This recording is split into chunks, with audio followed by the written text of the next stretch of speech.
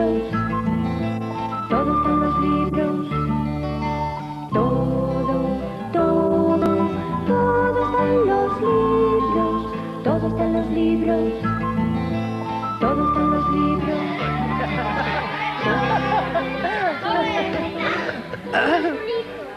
Buenas noches. Días los que ahora corren idóneos para regalar libros a todo el mundo y especialmente un poquito de discriminación positiva, no viene mal en este caso, para regalar libros a los niños y, por extensión, a los adolescentes. Dicen, y seguramente es cierto o casi cierto, que quien no se aficione a la lectura en la infancia o, en todo caso, antes de que le alcance la pubertad, ya no lo hará nunca. Hoy, tiempo de Navidad, de árboles cargados de dádivas y abalorios, de Papá Noeles con barba florida y gorritos colorados, de santos inocentes y de monarcas generosos y misteriosos llegados de Levante a lomos de camellos intangibles, hoy decía, vamos a dedicar todos los minutos de este gabinete literario a hablar de libros, infantiles o no. Esa frontera es ambigua, con un tropel, nunca ha habido tanta gente en este estudio, de niños, muchos, de adolescentes, pocos, en realidad una, de adultos, uno, y de ancianos, dos.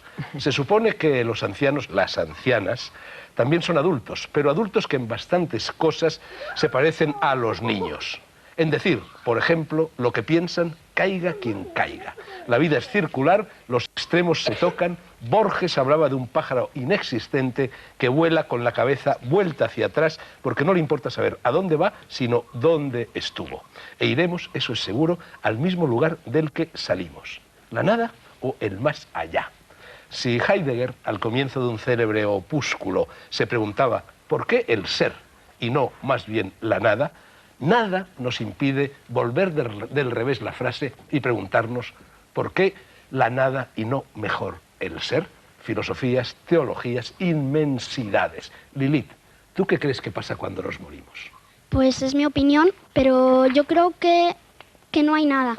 Yo creo que llega un momento en el que la vida se acaba y que te lo has pasado bien, lo has disfrutado, pero llegas a la tierra, a los gusanos y ya se ha terminado. Es lo que creo. ¿Alguna opinión más? ¿Alguien no está de acuerdo con lo que ha dicho Lilith? A ver, Mario. No es que no esté de acuerdo, pero me parece que puede ser que haya otra vida o que no haya. Pero yo lo que creo más es que no, que te mueres y punto, y que has vivido bien. ¿Quién cree que cuando uno se muere la vida sigue? Bueno, hay bastantes. ¿Y sigue cómo? La sigues con una vida feliz y alegre, donde no hay tristeza ni guerra. ¿Feliz para todo el mundo? ¿Incluso para los que han sido malos? No. ¿Esos dónde van? Al infierno. ¿Quién cree que no existe el infierno? Los adultos, los ancianos. Misma pregunta. Ana María, tengo aquí Ana María Batute. Todos la conocemos. Tengo aquí un recorte de prensa del ABC del sábado 15 de noviembre de este año, donde confiesas que has estado hace muy poco tiempo a punto de morir. Sí. ¿Cómo ha sido eso? Bueno, pues porque yo misma no me daba cuenta, solamente me daba cuenta de que mi vida se apagaba, ¿sabes? Como una llamita que se va, que ya no me podía casi ni mover, que ya no podía, que me estaba muriendo. Pero fíjate qué cosa, somos ignorantes cuando nos conviene, ¿no? También un poco. Yo no pensaba en la muerte, pensaba que yo era muy débil y que me estaba volviendo muy, que no podía resistir nada, ya ni casi nada, y ya me ingresaron en la clínica y me empezaron a cuidar y a poner tubos y cosas, pero fíjate, no pensé ni un momento que me estaba muriendo. No pensé. ¿Y tú, Ana María, respecto a lo que puede suceder o no suceder después de la muerte, estás de acuerdo con Lilith o estás de acuerdo con quienes creen que a lo mejor la cosa sigue? Yo creo que hay una vida. Yo creo que hay una vida. No sé cuál ni cómo, porque nadie me lo ha venido a contar. Pero yo creo que tiene que haberla, a la fuerza tiene que haberla. Porque mis pensamientos, mis sentimientos, todo lo que no es corruptible, eso cuando el cuerpo se muere, eso no se, ¿a dónde va? Tiene que ir a alguna parte eso, no se puede quedar por ahí flotando. Yo creo que sí que hay otra vida. He pasado muchas etapas en mi vida, yo he sido educada en la religión católica, pues como casi todos en España, en mi época, y luego de jovencita y luego ya de eso ya me volví una total descreída, atea en este sentido, pero los años me han devuelto una especie, yo no sé si se llama fe o qué, pero como una intuición más fuerte aunque que la fe, que me hace creer que cómo será otra vida y de la manera en que puede ocurrir esa otra vida, no lo sé, pero que no se acaba con mi cuerpo, sí. Ana María Matute, 78 años. A esa edad los toros no se ven desde la barrera. Mercedes Salisac, 87. Mira, yo siempre he dicho... 87 años, 87, Mercedes. sí. La muerte para ti, ¿qué es? Mira, ¿Cómo la ya ves? te voy a explicar. Una vez me preguntaron, me parece que fue en el programa de Luis del Olmo, me preguntaron, ¿para ti qué es la vida? Y yo contesté, un embarazo. Digo, se quedó un poco así, digo, sí, yo creo que el verdadero parto, o sea, empezar a vivir es cuando morimos. Por una razón, porque si no, nada de este mundo tendría sentido. O sea, yo estoy convencida de que hay otro mundo y que existe lo que llamamos cielo, que no existe, no es un lugar, sino un modo de ser, un modo de estar, ¿sí? Como también puede ser un modo de estar el infierno. O sea, tampoco yo he creído nunca que había un lugar que era así y un lugar que era asá. Pero también creo que solamente se condenan los que quieren, porque Dios es misericordia por encima de todo. Y entonces la misericordia, seguramente, cuando llegue un momento en que yo he escrito un libro que se llama Desde la dimensión intermedia, esa dimensión intermedia en que puedes elegir, en que ves toda la realidad, porque la coraza de tu cuerpo ya no existe, entonces es cuando realmente entras en la eternidad. Y esa eternidad puede ser maravillosa. Jesús, tú que no has alcanzado todavía la divina edad de Ana María Matute y de Mercedes Salisac, ¿qué opinas de todo esto? Bueno, perdón, yo soy mucho mayor que Ana María. Sí, 8 años, 7, 8 años. 9, ¿no? 9. Sí, Pero sí. en cualquier caso estáis las dos dentro de la edad divina. Jesús. Hombre, la verdad es que yo sí estoy convencido de que estamos en un tránsito. Esta vida no se acaba con nuestra muerte. La muerte es una palabra que sirve para explicar aquello que no comprendemos, pero desde luego pienso que es un aprendizaje lo que estamos ahora aprendiendo en esta vida, desde que nacemos hasta que morimos, y la muerte es un pequeño tránsito, es una vía hacia otras posibilidades, otras dimensiones, otra forma de vivir nuevas experiencias. Desde luego no sabemos qué tipo de experiencias son, sencillamente porque nadie nos lo ha contado, como decía Ana María, pero desde luego no me creo que con la muerte se acabe todo. Hay algo en nosotros que pervive. Claro. Tomad nota.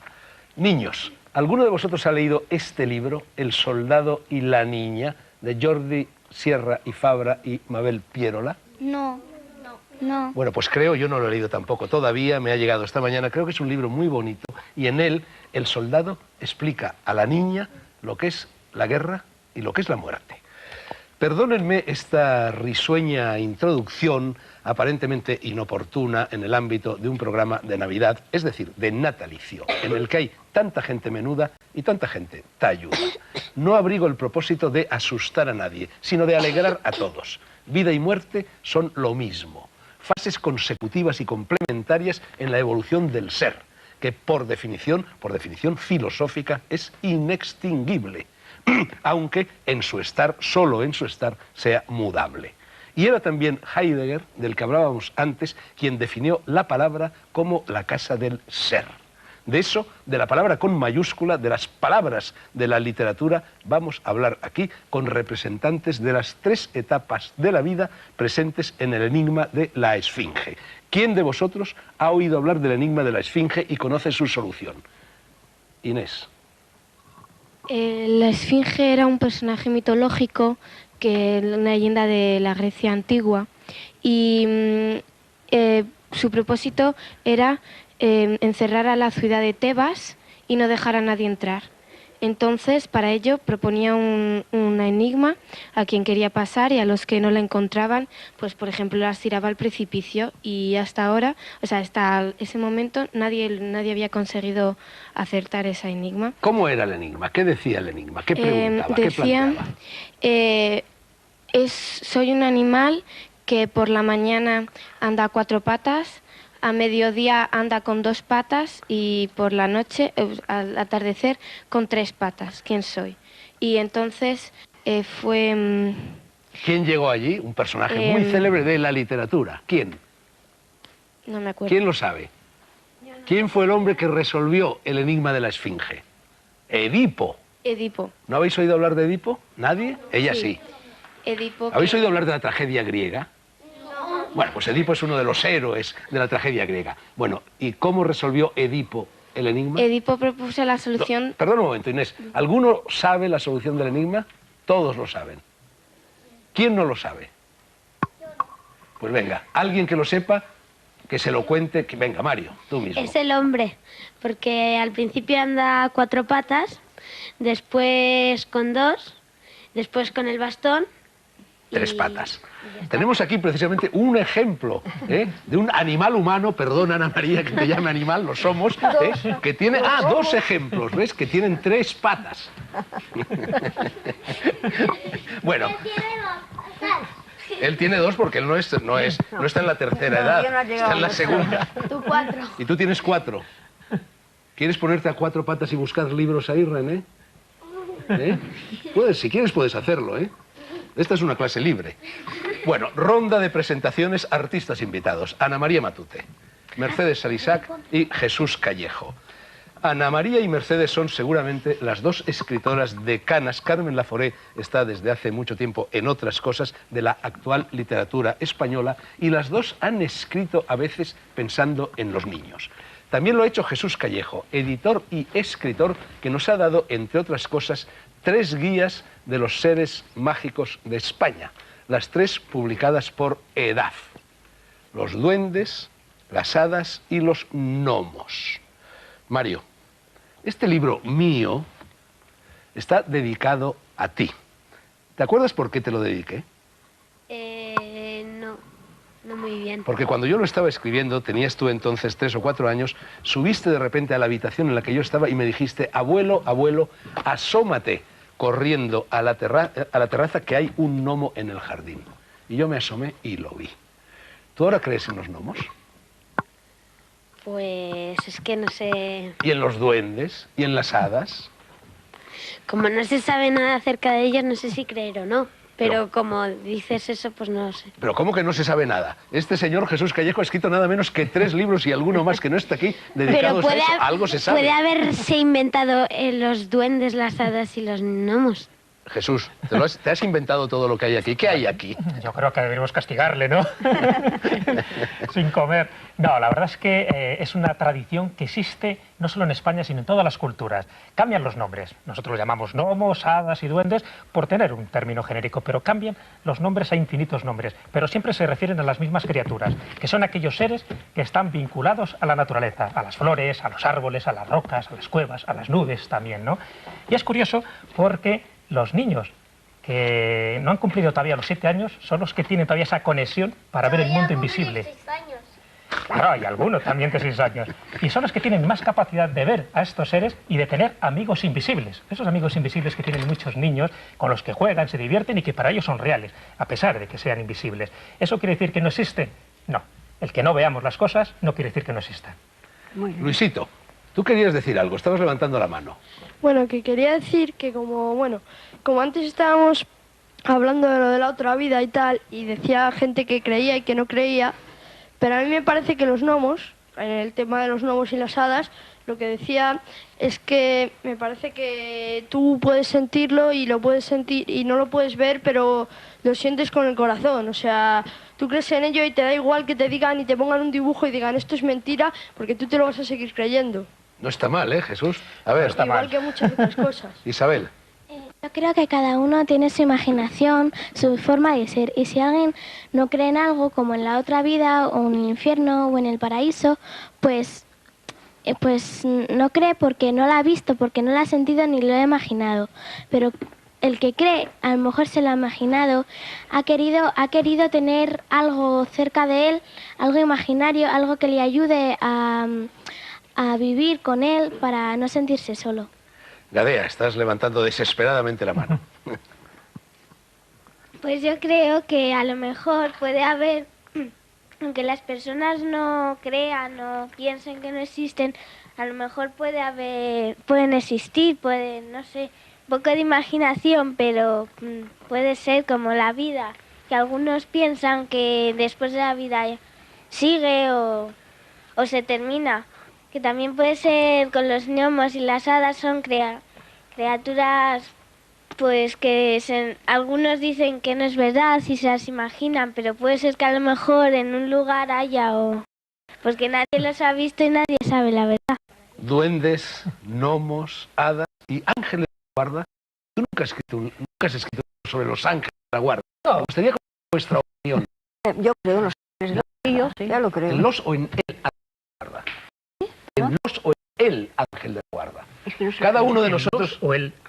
No, yo creo en muchos ángeles de la guarda, pero cada uno de nosotros tenemos uno. ¿Tú lo has visto alguna vez? No, jamás. Ana María Matute sí. Pero ha habido gente que lo ha visto. Yo sé que Ana María Matute en cierta ocasión te tropezaste en la estación de Córdoba con el ángel de la guarda. ¿Fue así? Te tropezaste en la estación de Córdoba, en la estación de tren, antes de que existiera el AVE, con el ángel de la guarda. Sí. ¿Cómo fue? Cuéntale a los niños cómo fue tu encuentro con el ángel de la guarda. Pues yo iba muy deprisa y tenía mucha prisa y bueno, si te iba deprisa tenía mucha prisa, claro. Lo raro sería el contrario. Ahora me pongo nerviosa acordándome incluso de entonces. Y yo iba cargada y paraba muy poco el tren y yo tenía que subir y allí no había nadie, en la estación no había nadie y yo estaba desesperada porque veía que se me escapaba el tren y de pronto aparece un señor con barba blanca y yo no sé cómo lo hizo, pero al minuto es que es como un sueño, ¿sabes? Había cogido mi equipaje, lo había metido y me había puesto a mí también. Y luego se sentó conmigo.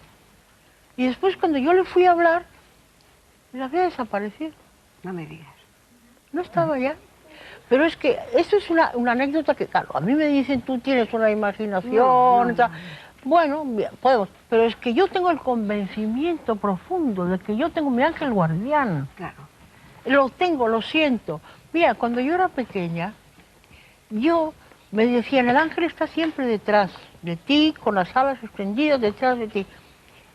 Y yo me dormía siempre de lado para no aplastarle las alas al ángel, ¿me acuerdo? O sea que este convencimiento, incluso en mis momentos más descreídos de mi vida, he guardado siempre un rinconcito secreto donde sí creía en el ángel de la guarda. Bueno, ¿y vosotros qué os parece lo que acabáis de escuchar? Me imagino que no pensáis que Ana María Matute y Mercedes Salisac son unas mentirosas, ¿no?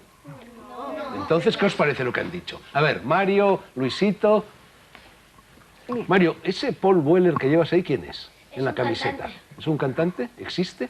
Sí. Yo no sé nada de esas cosas. Bueno, ¿qué ibas a decir? Que conozco un amigo que... René, para. Que conozco René, venga, busca libros y lee. Que conozco un amigo que, bueno, le veía hablar solo algunas veces, como si estuviera hablando con alguien, como si estuviera hablando conmigo, y creía que él, para no estar solo, se había inventado como un ángel de la guardia, solo suyo. De la guardia no, ¿eh? De la guarda, solo suyo, y que hablaba con él y jugaba como si fuera su amigo. Muy bien, Luisito y... Y le había puesto un nombre y todo. Bueno, no, Luisito, primero ella, ¿eh? Las chicas primero, venga. Pues yo creo que eso es verdad porque solo por no ver a un ángel de la guarda, solo porque no lo veas, no tienes que decir que no lo ves, o sea, que no crees en él ni que esté detrás de ti, vamos. Tú tienes una hermana que es como un ángel de la guarda, ¿no? Sí, más o menos. ¿Por qué es como un ángel de la guarda tu hermana? No sé, porque... Tu hermana mayor. Es también hermana tuya, ¿verdad? Sí. ¿Por qué es como un ángel de la guarda? Porque es monja. Es monja de clausura. Sí. ¿Cuántos años tiene? 19. Y ya lleva 2 o 3, o quizá más. No. 4 años. ¿Y qué os pareció a vosotros que se hiciera monja de clausura? Pues a mí me pareció bien porque rezaba por nosotros y por todos nuestros amigos y... Pero ahora la veis menos de lo que la veíais antes, ¿no? Sí. ¿Pero de vez en cuando vais al convento? Sí. ¿Y sale? No sale. ¿No sale? No puede salir. ¿Pero la veis a través del rastrillo de...? Sí. ¿Y tiene aureola como un ángel? No. No, hombre, las monjas llevan una cosa blanca alrededor que es como una aureola, ¿no? Bueno. A ver, Luisito, tú ibas a decir algo también. Bueno, yo ahora estoy leyendo un libro, se llama Memorias de una vaca. ¿Memorias de una vaca? Sí. Oye, yo lo he leído. Que sí. ¿Lo has leído tú? Sí. Bueno, ¿y qué pasa? ¿Qué dice la vaca? en Ella sus cuando memorias? nace y siempre siente una voz dentro que cuando ella, que se llama el pesado, que cuando ella va a hacer algo mal, a mí lo que me parece, como que reacciona y le dice esa voz de dentro, para, no hagas nada, pero no la líes o date la vuelta y vete. Pero eso a mí también me pasa, pero a mí me parece que no es un ángel de la guardia, sino que si tienes una conciencia y sabes y te han medio educado y decirte lo que tienes que hacer, siempre, aunque la hagas después, siempre antes piensas, te paras y te dices, lo voy a hacer mal. No Oye, lo... Luisito, no será una vaca loca. Es una vaca cuerda. Dices que piensas que antes de hacer cualquier cosa que sabes que tú sabes que lo vas a hacer mal, aunque luego lo hagas, vayas y lo hagas, pero sabes que lo vas a hacer mal. Y yo creo que es un ángel de propia conciencia que te dice como allá pues que corre, que llegas tarde al tren y...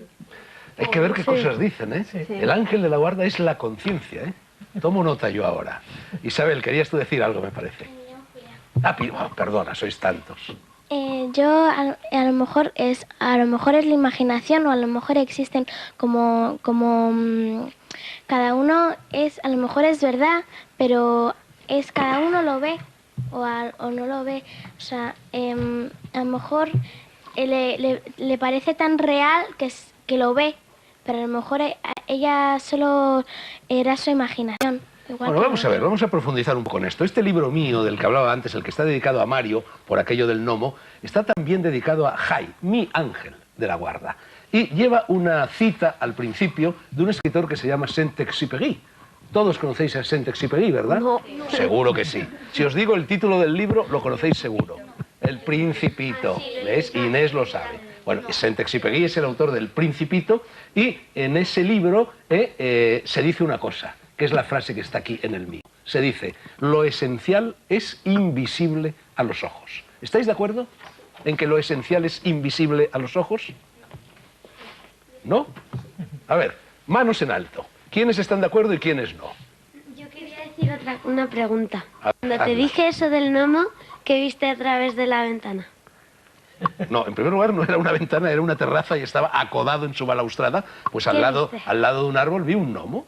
¿Y cómo era? Pues era como son todos los gnomos. El que sabe más de esto es Jesús Callejo, que incluso los ha fotografiado. Era un hombre pequeñito, simpático, que estaba allí atareado con las cosas de la agricultura, con las plantas, con los árboles. Bueno, os preguntaba... ¿No, ibas a decir algo, Lilith? Sí, has levantado la mano. ¿Qué? Que René. es que ya he respondido, pero era por pues- preguntarte si era un gnomo de estos que salen en las películas de porcelana o lo que sea, o era uno de verdad, de verdad. No, ¿qué va a ser de porcelana? Hombre, no se movía. Hombre, no llegué a estar cerca de él, pero probablemente exhalaba calor humano incluso. Bueno, volvamos a lo de lo esencial es invisible. A ver, René, ¿qué quieres tú decir? Que tal vez pueda ser real o no. Muy bien. ¿Y tú eres real o no? ¿Eres Pues real? sí. ¿Sí? Bueno, lo esencial es invisible, lo invisible es lo esencial, decíamos, y mucha gente no estaba de acuerdo. Vamos a ver, el amor es importante, es esencial, Sí. la amistad es esencial, Sí. son cosas invisibles, ¿no? ¿Cómo que no? ¿Dónde está el amor? ¿Dónde está la amistad? Son cosas que se sienten, no se ven. Sí. Sí, a ver, venga. Pilar, ya no me equivoco, Pilar. Pero no me habías dicho Pilar hace un momento. Yo creo que te estás quedando conmigo. ¿En qué quedamos? Julia. Bueno, Yo creo que el amor es una cosa que necesitas, que sin amor no podrías vivir, ni la amistad, porque es un sentimiento que te acerra, que necesitas para vivir, que es esencial, porque el amor es algo bonito, la amistad también, con una persona, y lo tienes que compartir con la gente, y es muy importante el amor para mí. Mario. Bueno, todos no podéis hablar, que se nos va el programa. Venga, Mario y uno más. Que a mí me parece que sin amor la vida sería triste y que estarías solo en el mundo. ¿Pero el amor qué es? ¿Es el amor de un chico por una chica y de una chica por un chico o es algo más? Es que es querer a la gente. A todo el mundo. Sí. Bueno, a todo el mundo, al que le quieres. ¿Tú no quieres a todo el mundo? Bueno, a ver, Inés. Por lo de lo esencial es lo invisible, yo creo que de un cierto modo es verdad, pero si se piensa demasiado en esa frase, se puede pensar que lo que vemos no es importante. A lo mejor no es lo esencial, pero también es importante, y creo que tampoco hay que caer en el otro extremo de que lo invisible es lo único que es importante, porque puede ser lo esencial, pero no es lo único, y también importan las cosas que se ven. Ana María Matute está diciendo con la cabeza que sí. Muy bien, chica. Bueno, No esto hay es... que excluir nada, ninguna posibilidad. Está muy bien. Yo estoy de acuerdo con lo que lo esencial es invisible generalmente, pero lo que decía ella también es verdad. No vamos a despreciar lo que es visible y es esencial también. Bueno, esto es una clase, pero una clase sin exámenes, sin notas, sin castigos. No sé, René, si tú te vas a quedar sin castigo, ya veremos. Y sin agobios, una especie de recreo. Yo soy el maestro, pero un maestro sin palmeta, un maestro que preferiría estar sentado ahí en cualquier pupitre. Y estos tres escritores son nuestros invitados y debemos tratarlos con la deferencia, con la educación, con el sentido de la hospitalidad que todo invitado merece. Así que 2 palabritas, si me lo permitís, con cada uno de ellos para hablar de sus últimos libros, dedicados o no a la Grey infantil, y luego el resto del programa es vuestro. Mercedes, tú tienes tu último libro propiamente dicho, es La palabra escrita, radiografía de mis novelas, publicado por Ediciones B. Aquí cuentas, bueno, lo que es tu experiencia con la literatura a lo largo de toda tu vida. ¿Está presente la infancia? Sí, está presente todo, porque en mis libros hay muchísimos libros en que la infancia está presente, no como cuento, sino como circunstancia, o sea, como un personaje más.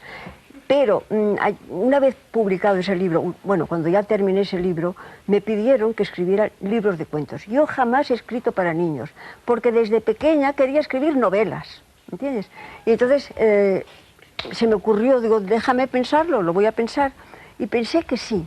Y que tenían que ser libros que tenían que tener 3 claves, a mi modo de ver, a lo mejor estoy equivocada. Yo no soy dogmática en ese aspecto, en absoluto, ni pretendo dar clases a nadie, pero pensé que tenía que tener, por lo pronto, que fuera divertido, porque los niños quieren divertirse.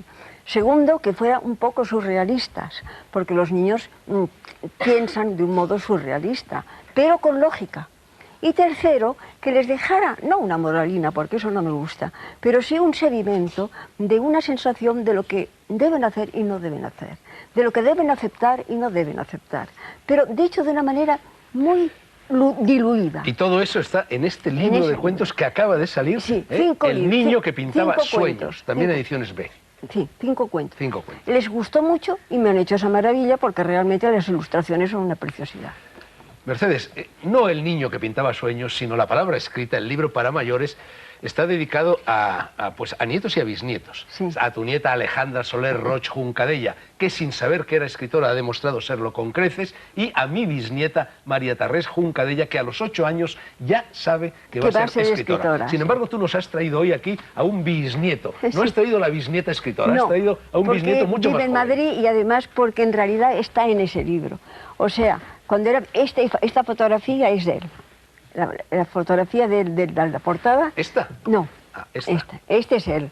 Lo que pasa es que al dibujarlo lo han cambiado un poco, pero en realidad es él.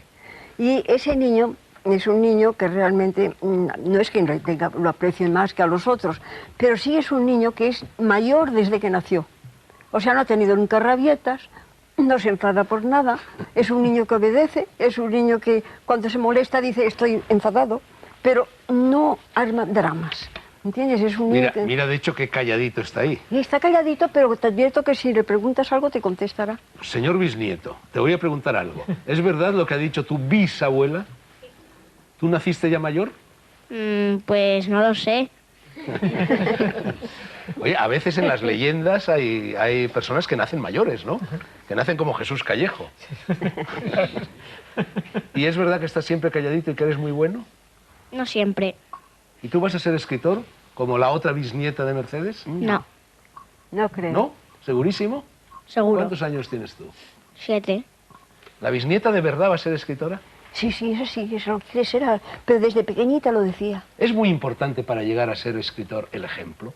Es decir, Yo un no niño creo. que nace, su padre, su madre, su No, hermano, su tío, porque su mira, abuelo, en mi es caso escritor. yo no tuve, fue lo contrario. Ningún modelo. Lo único que mi padre era muy intelectual y siempre hablaba de libros en la mesa con mi madre. Eso sí, pero no escribía. O sea, yo no he tenido parientes que escribieran. ¿Tú tuviste, Ana María, modelos literarios en tu casa o tampoco? No.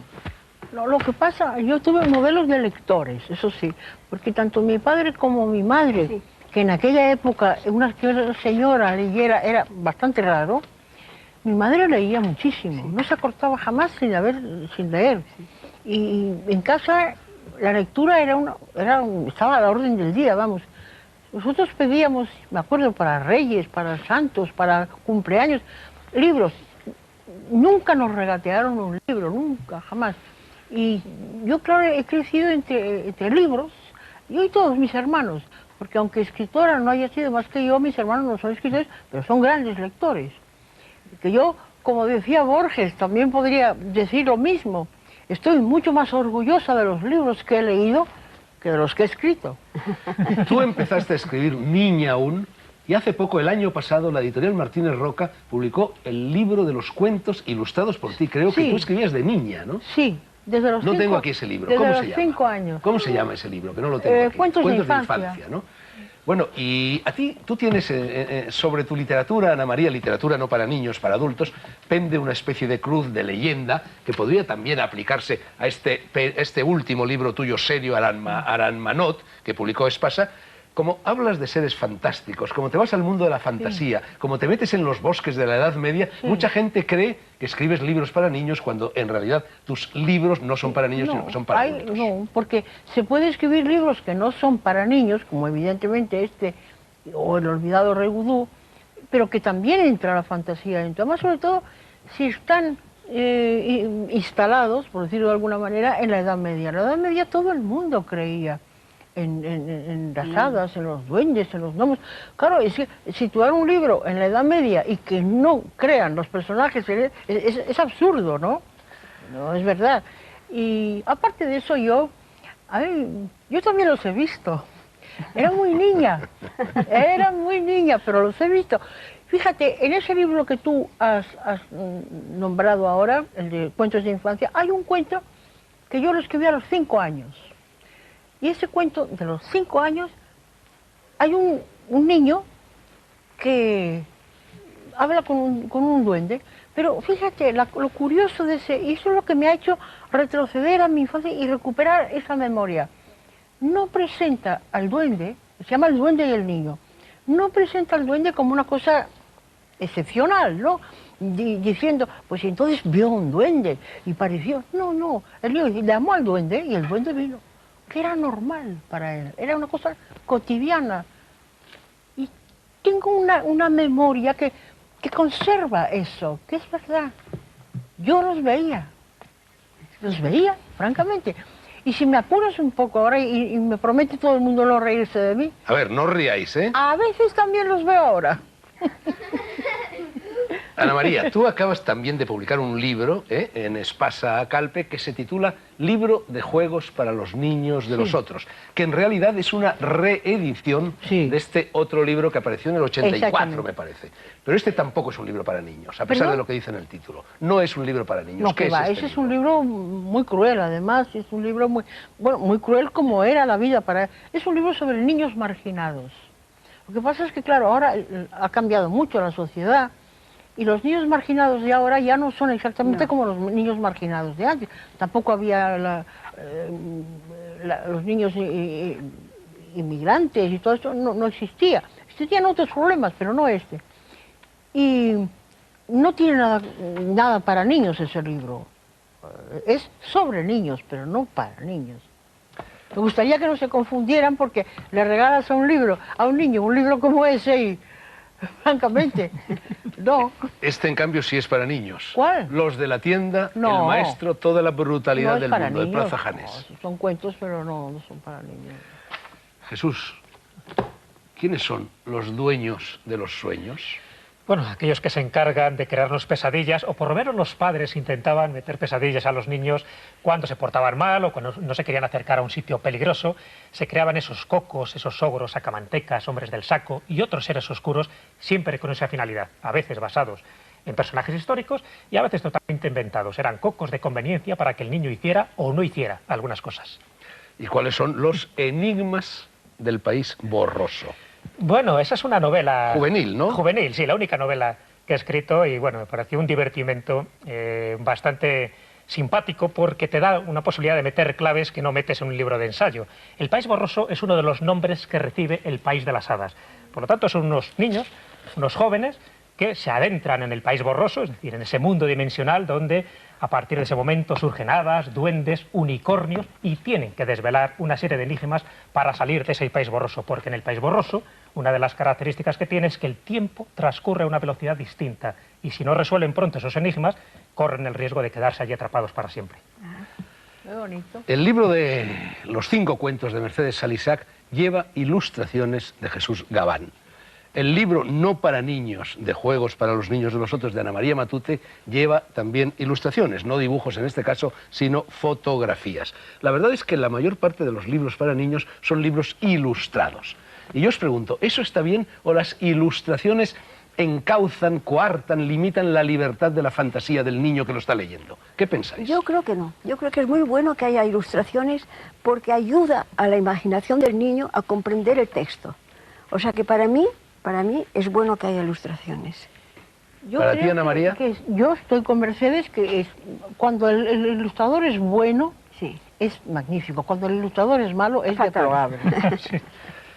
Tus libros no van ilustrados, Jesús. Los míos sí, van ilustrados, incluso la novela juvenil. Pero mira, en eso yo tengo mi particular teoría, y es que es bueno que en general se ilustren los niños en los cuentos verdad, para van niños, ilustrados, sí, pero muchas veces tenemos un estereotipo de lo que son las hadas, los gnomos, los duendes. Por ejemplo, Walt Disney ha contribuido mucho a pensar que las hadas son de esa determinada manera, una especie de hadas victorianas, y no tiene nada que ver esas hadas de Walt Disney con las que aparecen en los cuentos tradicionales, en las leyendas orales. Por lo tanto, es verdad que sirven un poco para, bueno, demostrar un poco cómo es el personaje en sí, pero por otro lado puede deformar esa imagen, porque realmente las hadas, los duendes y los gnomos, tal como parece que son en la naturaleza, que son como entes energéticos, nada tiene que ver con esas hadas edulcoradas que nos presentan las películas de Walt Disney. Ay, mira, has hablado lo que yo siempre ando diciendo, peor que tú. Muchas gracias. Pero que eso es verdad. No tiene nada que ver el mundo ese de gnomos, de hadas, ese mundo mágico, no tiene nada que ver con el que nos ha presentado Walt Disney o en general la mayoría de ilustradores, ¿no? No tiene nada que ver. Pero bueno, mira, ahora te tengo que decir una cosa. Si hay un ilustrador bueno, es magnífico. Yo recordaré toda mi vida, y los conservo, los cuentos de Andersen y otros de la misma colección de Editorial Molino. Y quizá los cuentos de Perrault y los cuentos de Grimm. Sí, pero no, los ilustrados por Arthur Rackham. Sí. Era un ilustrador inglés del siglo pasado, magnífico, pero magnífico. Este sí que dibujaba a los duendes. Cuando Peter Pan se va a los jardines de Kensington, los duendes y las hadas son como en los auténticos libros serios, porque hay libros serios sobre los duendes, como él sabe. Vamos a ver lo que nos dice Mario, que lleva 10 minutos ahí con la mano levantada, pareces la Estatua de la Libertad, Mario. A ver, ¿qué quieres decir?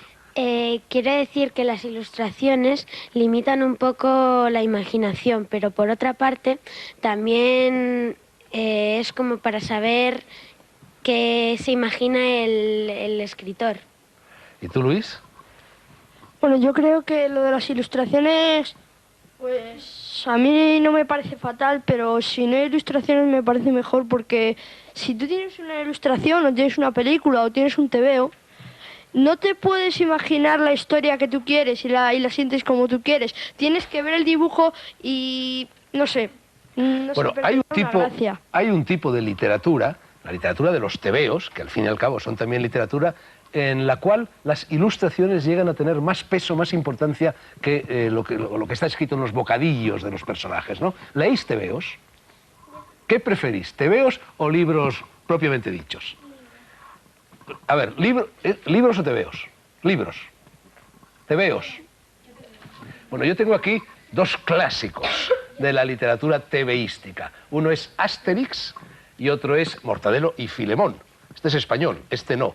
¿Sois lectores de Asterix y de Mortadelo y Filemón?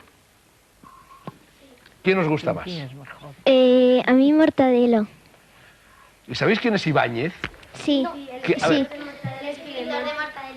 pero no solo ha creado esos dos personajes... Super López.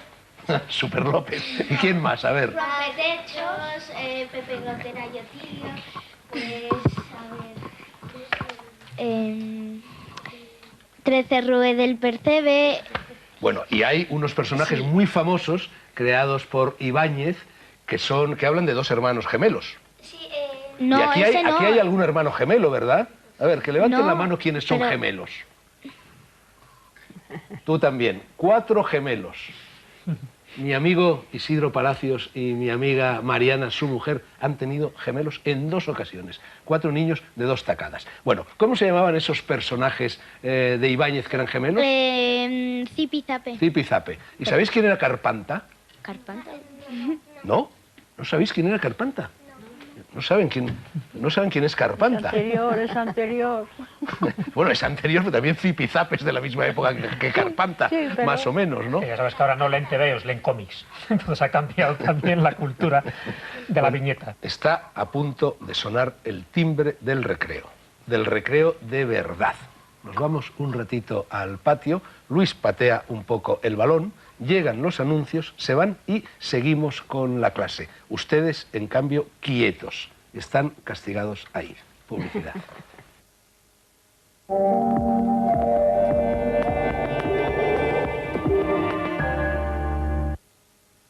Si quieren saber lo último sobre el origen de la mente, el origen de la vida y el origen del universo, bueno, yo les aconsejo que vean Redes.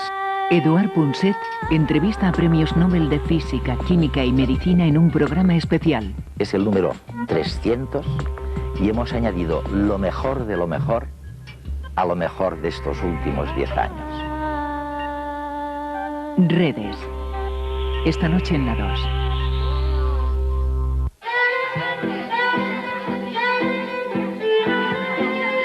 Silencio. Negro sobre blanco. Clase de literatura. Niños y no tan niños que leen o que no leen. Libertad, yo escribo tu nombre. Leer es conveniente, divertido e instructivo, pero no es obligatorio. Y en la banda, 3 escritores invitados. Ana María Matute, Mercedes Salisax y Jesús Callejo. Bueno, ante todo, fe de ratas. Parece ser que me equivoqué al atribuir en la primera parte del programa la paternidad de los personajes de TVO Zipi y Zape a Ibáñez. No son de Ibáñez, ¿verdad, Jesús? Eras tú quien me lo reprochabas. Sí, son de Escobar. Son de Escobar. También vosotros lo sabíais. Y no me lo decíais. ¿Por qué? ¿Porque no os atrevéis a corregir al profesor? No, eso. A los profesores también hay que corregirlos. También los profesores se equivocan, ¿no? Sí. Bueno, ya sabéis que esto es una clase de literatura y en las clases hay una pizarra y en la pizarra el profesor suele escribir cosas. Yo he escrito algunas. Vamos a leerlas juntos. ¿Qué dice la primera línea? ¡Viva Cervantes! Mucho más fuerte. ¡Viva Cervantes! ¿Y en la segunda línea? ¡Abajo Michael Jackson! ¿Estáis de acuerdo con eso o hay alguno que quiera defender a Michael Jackson? A ver, Julia. Cuando estábamos leyendo la pizarra me dijeron que no había nunca que defender a Michael Jackson porque era un violador de niños y yo digo, no, porque todavía no se ha probado qué es eso. Y digo, pobrecillo, no hay que culpar culpable. Claro, en los juicios hasta que no hay sentencia tiene que haber un abogado defensor y un fiscal, ¿no? Y no me parece justo. Sí, Mario. ¿Es mejor Michael Jackson que ese cantante que llevas ahí escrito en la camiseta o es bastante mejor, porque a mí Michael Jackson me parece un chalao, que es un racista de sí mismo aparte y que dice unas tonterías y que yo creo que es él el que ha hecho todas esas burradas. Luis. Que a mí me parece que aparte de lo que ha dicho Mario, que es un racista de mucho cuidado, que es que no muchas cosas no se han demostrado y se han quedado, o sea, muchas cosas que han pasado no se han demostrado, como el que hablábamos antes de la muerte, de la vida, de los nombres, no se han demostrado.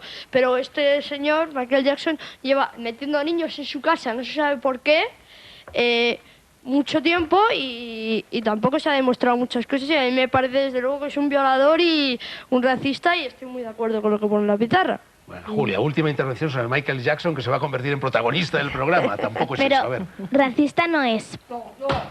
Primero, era negro y se ha convertido en blanco. No es racista porque no ha dicho nunca de sí mismo, ¿no? Se ha querido ser blanco, pues ha sido blanco, pero...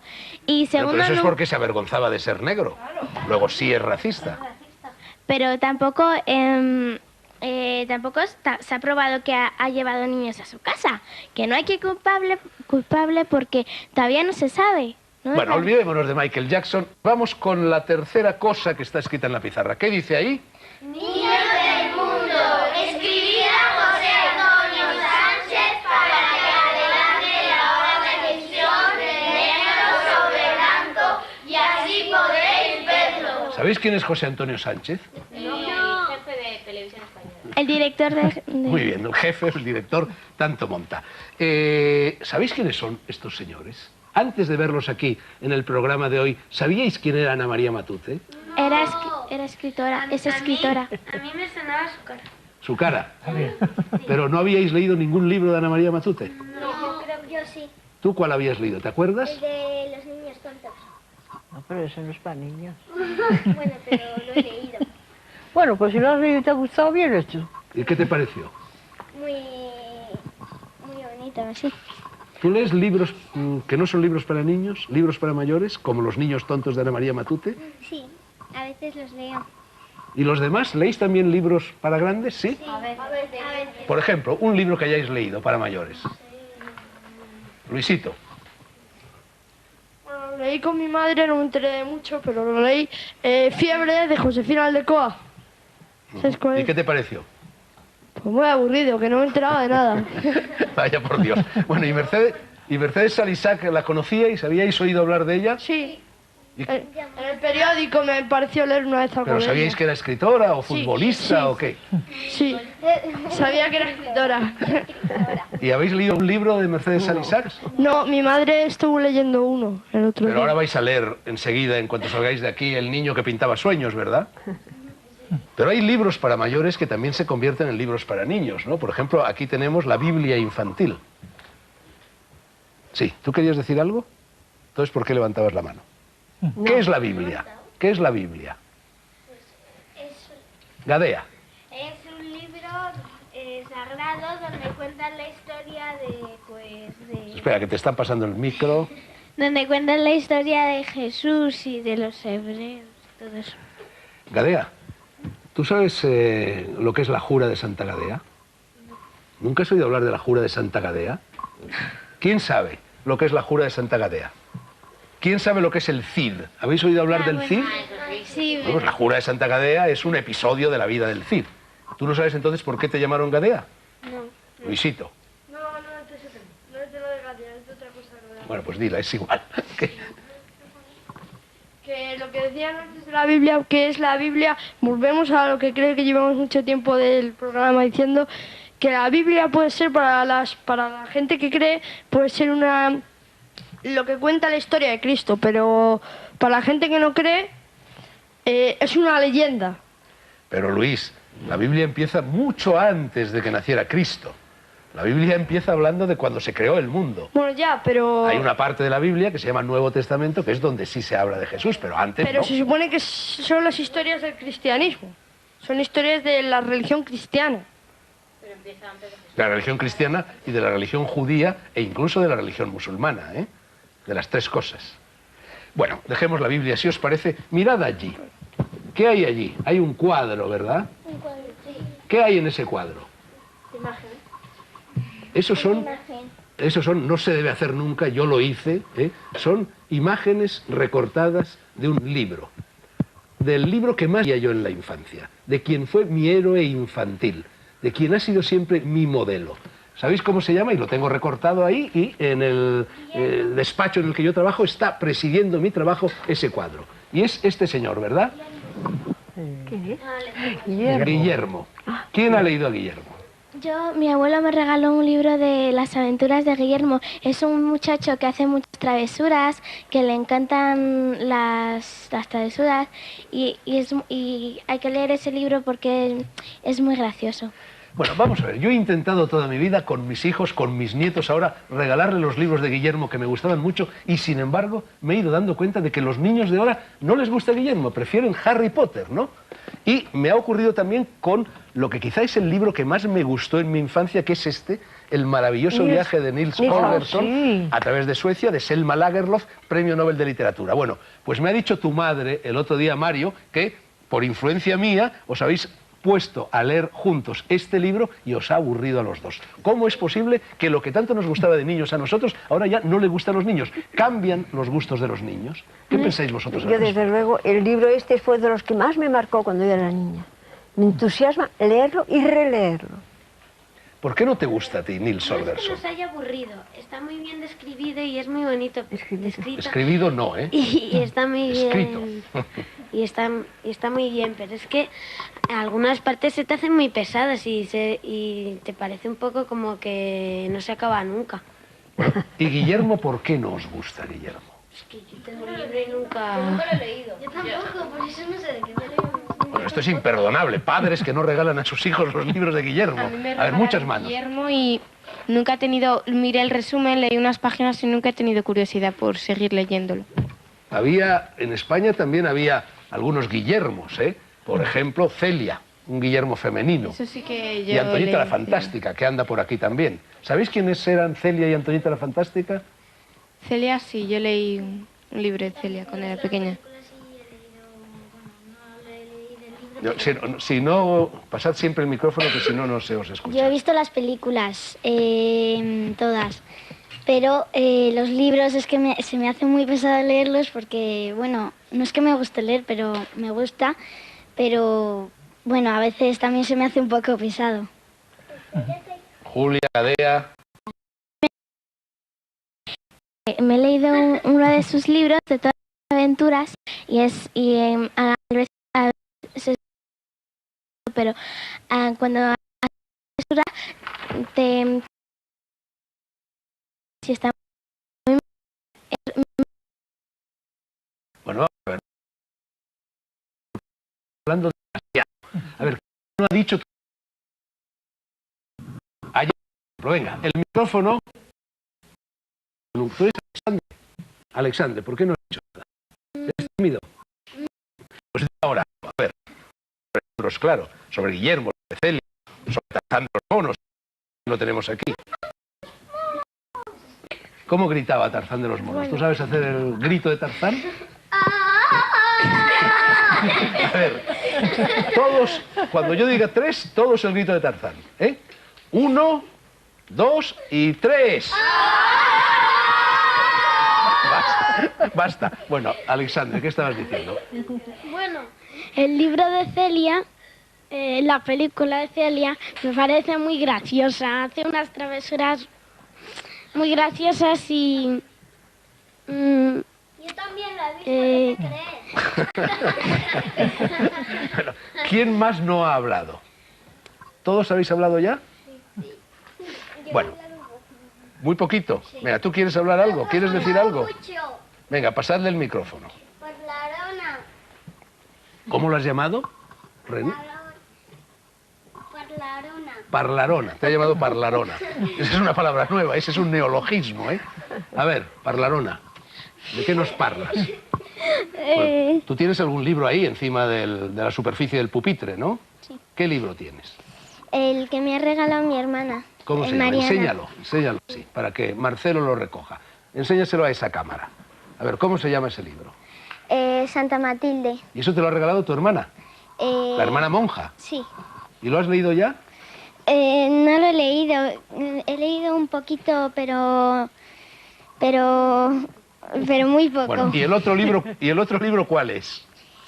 Parlarona, ¿cuál es tu historia? A ver, ¿cuál es el otro libro? Un libro de fantasía. Todos los libros son de fantasía, ¿no? Sí. Por lo menos todos los libros de Ana María Matute. Sí. ¿Tú tienes fantasía? Yo, bueno, ¿Qué te imaginas? ¿Con qué fantaseas? yo con que existen los duendes y todo eso. Inés, Luego esto es una parte... ¿tú sabes quién era Inés de Castro? ¿No has oído hablar de un escritor que se llamaba Vélez de Guevara? No. ¿No has oído hablar de una obra de teatro escrita por este señor que se llamaba Reinar después de morir? Bueno, pues léela, porque en Reinar después de morir se cuenta la historia de Inés de Castro, que efectivamente reinó después de morir. Mario, ¿por qué levantas la mano? Que quería hablar de un libro que me ha gustado mucho. A ver, ¿lo tienes ahí? Que sí, Enséñaselo a Marcelo. que se llama El Señor de los Ladrones, Sigue enseñándolo, que si no las cámaras no llegan a tiempo para que recoger. se llama El Señor de los Ladrones y que habla de dos niños que se muere su madre y ella le había hablado mucho de Venecia. Entonces se van a Venecia ellos dos solos, metiéndose en un barco, o sea, metiéndose a escondidas en un avión y llegan a Venecia y no tienen una casa donde vivir. Y entonces se encuentran... Pero no importa, porque en Venecia hay góndolas, se puede vivir en una Ya. góndola. Bueno, y entonces se encuentran a un grupo de niños que roban y que después lo que han robado se lo dan a uno de una tienda y les dan dinero y así van viviendo. ¿Tú has estado en Venecia? Sí, Porque tú eres medio italiano, ¿no? sí, ¿Te ha gustado Venecia? mucho. ¿Más Venecia o más el libro? ¿Qué te ha gustado más? Venecia. Es que me gustaría vivir ahí de mayor. ¿Ah, sí? Sí, ¿Y tú de mayor qué quieres ser? actor. ¿Quieres ser actor? Sí, Pero en Venecia, bueno, hay teatros, ¿no? ya lo sé. A ver, más libros que hayáis traído. Gadea, ¿qué tienes tú ahí encima? Pues, Enseñadlo siempre a cámara y sostenedlo en alto para que Marcelo pueda recogerlo. Yo he traído un libro de los 5 que de todas las aventuras son los 5 y el tesoro de la isla. Pues habla de... son 5 niños que corren aventuras y van descubriendo cosas y se divierten. Y Venga, más No. libros. Tú, el del fondo, Alexandre. ¿Tú cuál has traído? Enséñalo a la cámara siempre, ¿eh? Vuélvelo. ¿Qué es? Cuéntanos lo que hay en ese. ¿Qué Es un príncipe que se llama Valiente y entonces quiere ser guerrero y entonces está en busca del ¿De qué? ¿De qué? ¿De la guerra? No. No, no creo que esté buscando la guerra, ¿no? Estará buscando otra cosa. está buscando ¿cómo se llamaba esto? Pero aquí te quieren ayudar. ¿Tú también has leído ese libro? El castillo del rey Arturo. Ah, el castillo del rey Arturo, claro. ¿Y quién era el rey Arturo? ¿Cómo se llamaba la mujer del rey Arturo? ¿Quién lo sabe? A ver, ¿cómo se llamaba? Ginebra. ¿Y Ginebra estaba enamorada de alguien? De alguien que no era su marido. ¿Y cómo se llamaba ese guerrero? Bueno, pero en español. Aquí no estamos en Inglaterra. Lanzarote, el del lago, ¿verdad? Sí. Más libros. Por ejemplo, tú. Todos. Venga, René, el micrófono para René. René, ¿tú sabes que hay una novela que se llama Como tú? ¿No te lo ha contado tu padre ni tu madre? Tu madre es francesa, ¿verdad? Es española. Es española. Pues es una novela francesa escrita por un escritor que se llamaba Chateaubriand y que escribió una novela que se llamaba René, como tú. Bueno, a ver qué libro habías traído. Pídele a tus padres que te regalen estos Reyes René. Es un libro para mayores, ¿eh? Pero algún día serás mayor. Venga, ¿qué libros has traído? Pues he traído El zorro. El zorro. Pero enséñalo, René, a la cámara.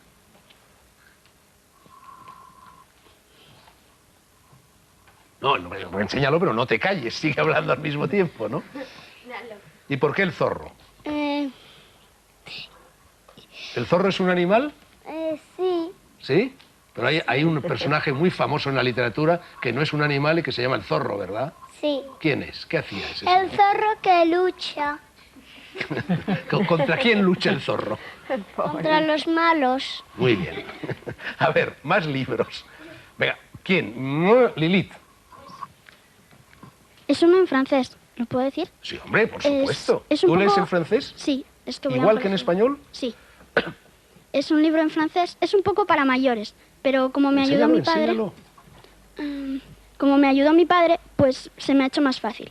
Se llama El Coronel Chabert, te lo traduzco, el Coronel Chabert es el nombre, y es la historia de un soldado que se va a la guerra, una batalla, y cuando la batalla termina le dan por muerto. Entonces su herencia ya se la dan toda a su mujer se casa y tiene 2 hijos y él sigue vivo. Y un día va a un bar y se entera de que su mujer se ha casado, se han quedado con su herencia y ni siquiera han comprobado si estaba muerto. Entonces quiere vengarse y va a un abogado. El abogado... Vengarse está bien. Depende No, de la situación. Hay que perdonar, ¿no? Sí. Siempre. Y va a un abogado y el abogado intenta ayudarle, pero en realidad no le ayuda mucho. Entonces hace una cita entre el coronel y su mujer. Bueno, pero Lilith, no nos lo cuentes todo, porque si nos lo cuentas todo ya la gente no lo va a querer leer. Y este es un programa para que la gente lea. Bueno, se nos está terminando el programa. A ver, tú ya has hablado mucho, Mario, tú ya has hablado mucho, Inés, venga, tú, Julia, que también has hablado bastante, pero en fin. Tú no, tú acabas de hablar y de hablarnos del guerrero ese, del zorro. Es un libro de una niña que no tiene padres y que se quiere convertir en una gran maestra del hipnotismo. Y le ocurren muchísimas aventuras y se separa de su mejor amigo porque su mejor amigo le adoptan. Entonces esa es la historia. Y después también quería un libro en francés que no he traído, que es... ¿Tú también lees en francés? Sí. Caramba, qué niños tan políglotas tenemos aquí. Que no lo he traído, que es un TVO, pero también... ¿Sí? Ah, no lo has traído. No lo he traído, que se llama Angelo du Lac, que se pasa en la Edad Media y es un niño también que no tiene padres, que le recogen unos campesinos que tienen que robar y se separan, se van a un barco... Tú sabes que uno de los personajes favoritos de Ana María Matute en TVOs estaba también escrito en francés, Tintín. ¿Has oído hablar tú de Tintín? Tanta. Es muy famoso. Bueno, en español decimos Tintín, ¿no? Tintín. ¿Por qué te gustaba tanto Tintín, Ana María? A mí me gustó porque yo se lo leía a mi hijo. Cuando era pequeño, mi hijo le encantaba Tintín. Y yo se lo leía cuando todavía él no sabía apenas leer, ¿no? Yo sentaba en mis rodillas y así me fui enterando de quién era Tintín, porque antes no... Sí, tenía una idea porque había venido en algunas revistas así, Había también un Tintín español, Cuto. ¿No os acordáis de Cuto? Un personaje de los años 40, de aquel TVO que se llamaba Chicos. No, yo no. Bueno, no podéis seguir hablando de los libros, se nos ha acabado el programa. La vida es así, chavales. Tenemos el tiempo justo para que cada uno de estos 3 señores, y conste que no les había avisado esta pregunta, os recomienden un libro. Mercedes, Jesús, Ana María, un libro para que lo lean ellos. Sé que es difícil, os lo debería haber avisado, así de si me lo hubieras sopetón. dicho, lo hubiera pensado. Pero, en fin, empieza tú, Ana María. Nos tiráis la pelota. Mira, yo francamente no puedo elegir un libro. Incluso puede ser un libro propio, si queréis. Sí, bueno. Incluso podéis aconsejar un libro mío también. De Mercedes y de Jesús. Pues si es un libro propio, que lean El niño que pintaba sueños, ya está. Yo no puedo decir un libro que ese es el...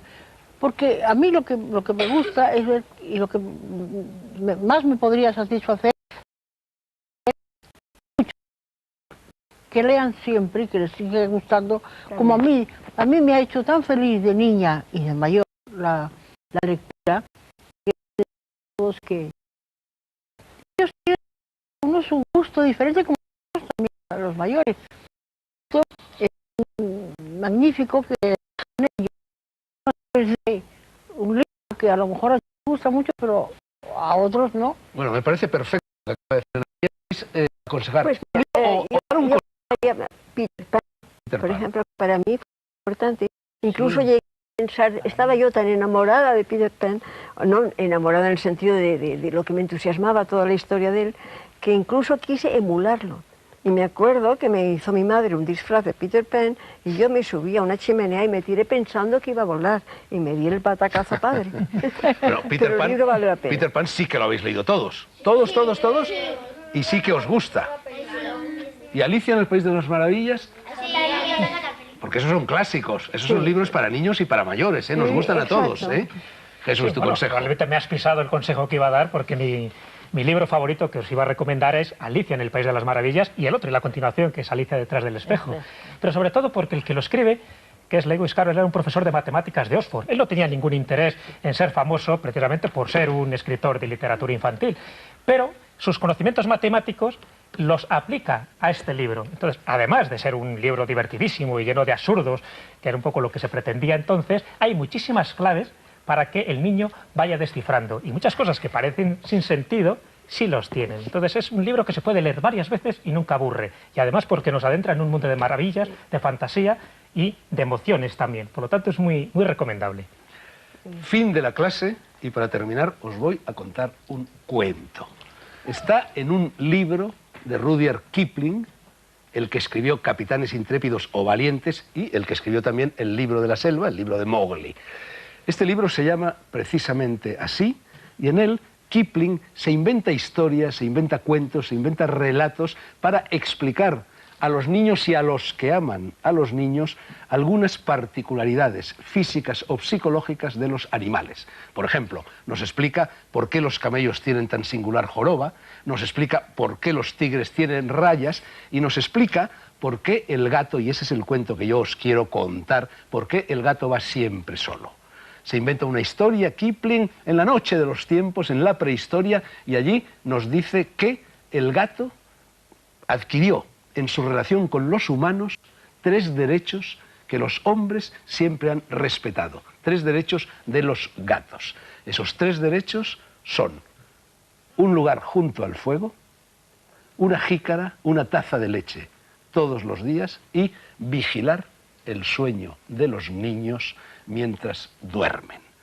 Eso, vigilar el sueño de los niños mientras duermen, es la función más alta, a mi juicio, que puede y debe desempeñar un escritor. Y eso, a trancas y barrancas, con sus más y sus menos, es lo que han hecho o han intentado hacer, entre otras cosas, a lo largo de su vida y de sus obras, Mercedes Salisac.